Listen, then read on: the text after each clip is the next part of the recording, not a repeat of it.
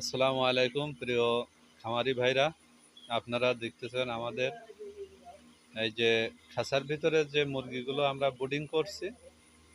আজ প্রায় 5 থেকে 6 দিন বয়স হয়েছে এই খাঁচার ভিতরে ব্রুডিং করা। এই যে আমাদের খাঁচাগুলো 4 তলা,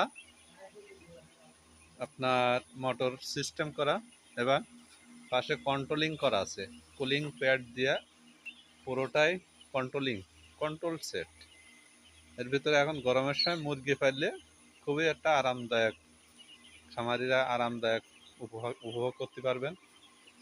এই যে আপনারা দেখতেছেন এই বাচ্চাগুলো সুন্দরভাবে কাপের ভিতরে পানি খাচ্ছে অটো কাপ দিয়ে। আর এখানে আমাদের 4 তলা 90 ফিট করে 3টা খাঁচা, 9,000 মুরগির সেট।